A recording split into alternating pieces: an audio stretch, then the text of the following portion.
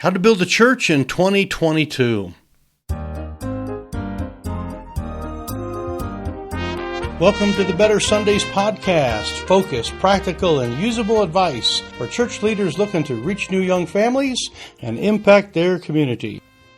Hey there, this is Mike at reachkeep.com and the Better Sundays podcast, and we're here to talk about how to build a local church in the year 2022. This is not talking about growing to an extreme or doing anything it takes to grow a church, but to slowly build a church this year. One of the things I know about preachers, and I talk to them every day on the phone, is that they have a heart for their community and they want to touch lives and build their church. They want to reach more people, not so that they can have some numbers to brag about, but so that they can rescue those people down the street. They can rescue those folks that just moved in. They can work with those new young families. And so I'm going to give you some practical things to help you build a church in the year 2022.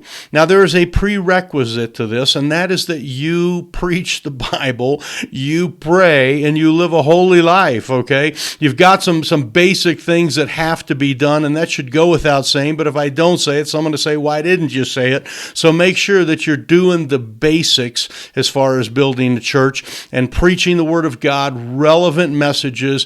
You are loving on people. You are praying for them. You are doing all that you can to be involved in your community, and that you are just being a man of God from the inside or a woman of God from the inside so that you are what you need to be. But let's talk about some practical things for building a church here.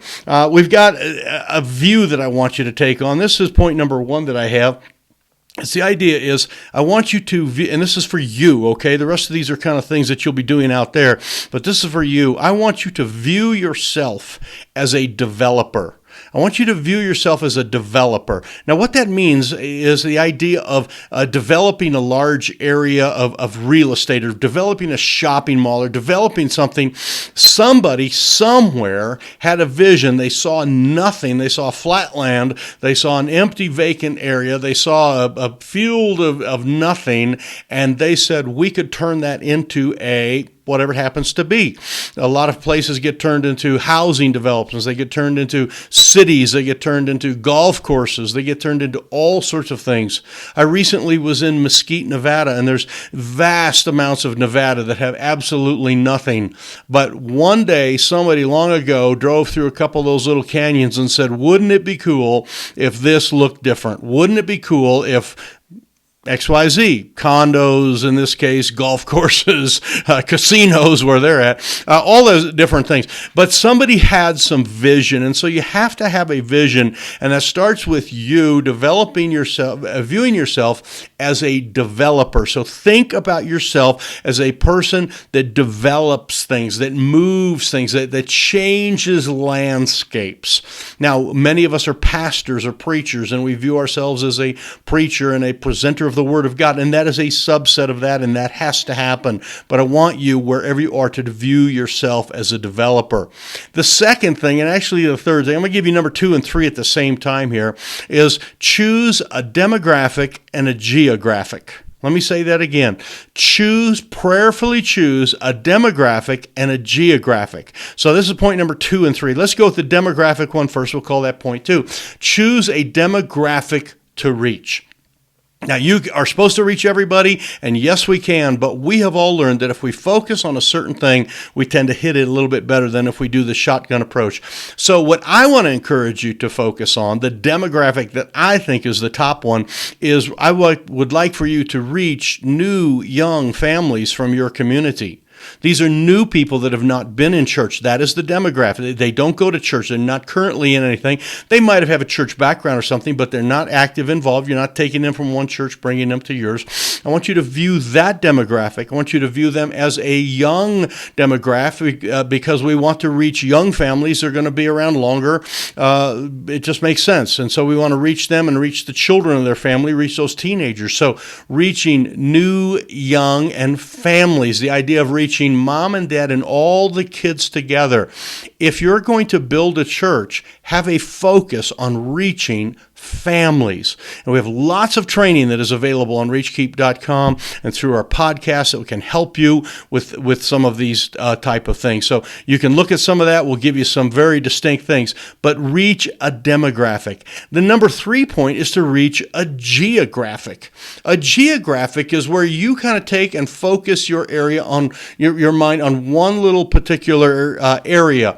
And we've already done this because we are local churches. In other words, we're in a community already, and so we have a certain kind of a natural parameters of some sort. Don't know if you're in a metro or larger area, whatever it is, but if you can focus on an apartment building, you can focus on 4 or 5, city blocks. If you can focus everything on the south side of this road or the north side of this road, if you can focus on a series of trailer parks or condominiums or whatever, take some time to create a demographic and focus on that.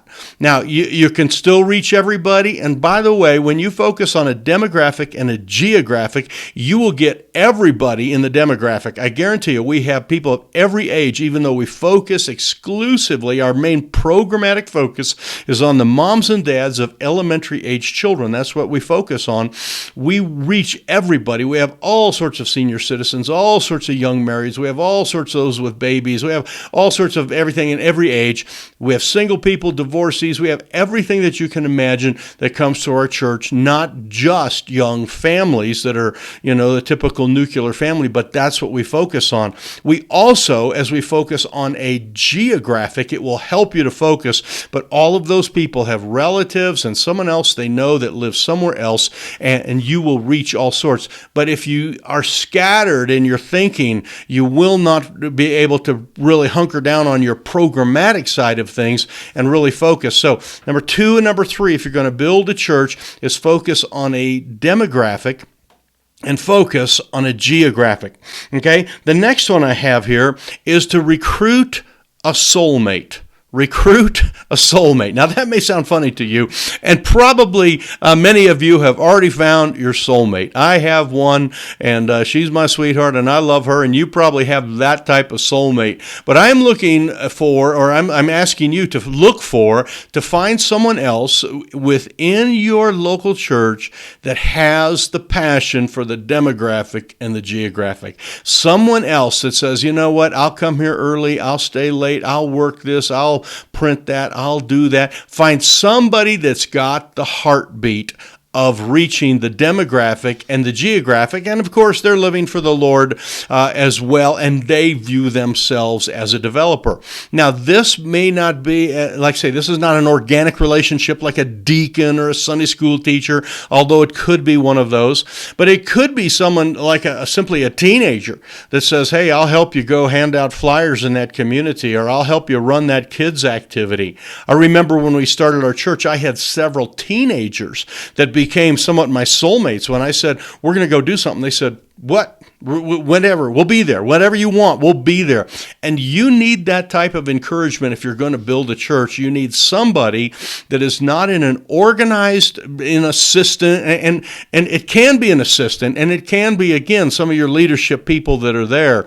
But it needs to be someone that has got the heartbeat that you are promoting with your vision of reaching out to the young families of the community and the young families specifically in this particular area. You get a soulmate and you recruit a soulmate. You won't find one real easy. That's hard to find, and you'll be surprised because you'll have a few that'll be kind of soulmates and help you at this level and some that help you there.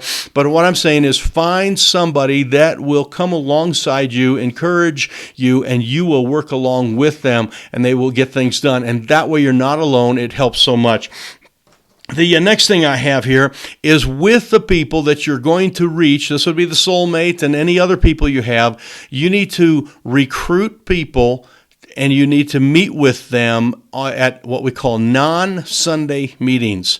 If you are going to build your church, it will proportionally grow in the amount of time that you have meetings with people and talk about the outreach and how you're going to touch these people's lives. And those meetings, the very best meetings, will not be held kind of tied to a Sunday or thrown in on the end of a prayer meeting for 5 minutes here, 10 minutes there. They will be sit-down meetings for an hour or two where you sit in and you talk about details, you talk about reaching out, you talk about tactics, you talk about all the programs that you could do, and you prayerfully put those things together, and those are what we call non-Sunday meetings. Your church will grow directly in relationship to the effectiveness of your non-Sunday meetings with people who have a soulmate type of agreement with you on reaching this. So that is our number 5 one here. Number 6, okay, number 6 one here, and we got just a few more here. Hang in with me. Number 6 is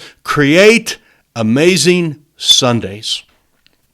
It is Sunday morning that is the front door to the church, and you need to create amazing Sundays. This does not mean production quality music or, super fancy sermons or all that. Some of it can be just as simple as you have good relationship people at the front door and they're welcoming people. You're talking with people in the parking lot. Your children's program people are really on top of things. Your janitorial people have cleaned everything and it is ready to go. There is a unity. There is a sense of growth in the air. I remember a girl was at our church, a mom with 2 or 3 kids, and she's from a ministry family. Her husband is a pastor's kid, and she might even be a pastor's kid herself. So a young family, and they come through all the time, and they visit our church every time they drive across our state. And we were sitting there on the steps of the front of the church afterwards, just yakking about ministry things. Everyone had gone home, and she says, there's something about your church. She says, it smells like growth. It smells like growth. And this is the idea. This is exactly what we want people to say. Exactly. We want them to go, wow. I mean, when they come to a Sunday morning service, we want them to just go, that was amazing. And again, not foo-foo, not rah-rah, not necessarily fancy music or production quality things, even though I believe those should be really good and do a great job with those. But just friendliness and a DNA that reaches out and touches those people. Create amazing Sundays. Work on that. Work on that. We have a little saying around here, every Sunday solve a problem. And the preaching every Sunday should solve some type of problem. You should have, where you're touching lives and you're giving answers to people and your people are loving on each other. And that is an amazing Sunday. More about that. We can teach you more about that at Reach Keep. The next one here is keep yourself in a learning environment. In other words, read books and listen to podcasts and watch videos and be involved in that. You can get discouraged on some of these things. And if you get yourself, you can get, people don't show up, you have a big day and not many come, blah, blah, blah, you can feel bad. You need to make sure that you keep yourself in a learning and a growing environment, and that you are reading and that you're sharing clips from videos with maybe people on your team that you've learned. It's like, hey, listen to this little dab of this and watch that and create that environment yourself. But if you don't have that environment, you need to get involved. You can be involved with us. We are the Reach Keep Academy. We do monthly training with people and monthly phone calls with people. It is some great stuff. You can learn more about that at reachkeep.com/academy. You can learn about how to get involved. We would love to have you involved in our academy and keep you in that learning environment. Let me give you just a couple more. Number 8 is evaluate. Evaluate. This means that while you are having a year 22 and it's going to be awesome for you, you're going to have dozens of evaluation meetings. Not just 1 or 2, but dozens of evaluation meetings. In fact, evaluation will become part of your heartbeat. When something is over, you sit down and say, well, hey, how'd that go? What could we do better? What was confusing? And we always start out, we always do what was right, what was wrong, and what was confusing. Those are kind of 3 standard questions we'll do with our staff or with the people that we're dealing with, talking about a big kids event or something that just happened. What went right? And we love to praise God and talk about super good things that happened. What went wrong? And we'll talk about, hey, boy, the light blew up here and the heater didn't work and the kids didn't show up and we forgot to tell the parents to pick the kids up at the right time. And, there's all sorts of things that go wrong. You talk about those things and you improve. And then the confusing is sort of you put your outsider view on. You go, was this clear to somebody else? Did they understand what we were talking about? And us church people, we can talk in churchese, okay? It's kind of like, Chinese or Portuguese Portuguese or something like that. It's a language you may not understand, and there are a lot of people don't understand what we talk about when we say different things, and we can rattle off things very quickly. We need to make sure that we are not confusing to the people that we are reaching. And again, if you start to reach new young families, they don't have a church background. They don't understand some of that. So make sure you evaluate. Every Sunday, sit down with some key people. What did you do? Every big event, what can we do better? What went right? What went wrong? What was confusing? Even taking your own messages. And pastors, I encourage you to set your phone up in the front booth, the pew there, point it at yourself, nothing fancy, but just point it at yourself and record yourself. And then at the end, you go watch yourself and you go, oh my, did I say that word too many times? Did I say too many times? Did I use that same hand motion all the time? Did I keep favoring the left hand, not the right hand? Did I walk off this side, not that side? And you evaluate, and get yourself better and better and better. And number 9 is a word that every one of us in the ministry seems to hate for some reason, but it's the idea of change. We have a lot of people that say, don't ever change. Well, what I'm saying is change. Don't change your doctrine. Don't change your Bible. Don't change your Lord. Don't change your, all that stuff. But change your program. Change your tactics. Change your things if they're not working. If you emailed 100 people and said, we're doing this thing, and nobody found out about it, then I wouldn't email them anymore. I'd text them the next time and see if that might work, okay? Or I'd call them all personally and see if that works. But I would change. Work on those things that you change. Again, there's certain things you don't change, but there are some things that have to be changed. And if we are going to build a church in 2022, then what we need to do is we need to adapt and change many things. So anyway, Mike here, I wanted to spend some time encouraging you to build your church in 2022. I want you to grow it. I want you to reach those people. I want you to touch as many lives as you can in your community. I hope these things will be helpful for you. If this has been helpful for you in any way, please hit the like button or the thumbs up button there, and please subscribe, and we will see you the next time here on our YouTube channel representing the Better Sundays podcast and reachkeep.com. God bless.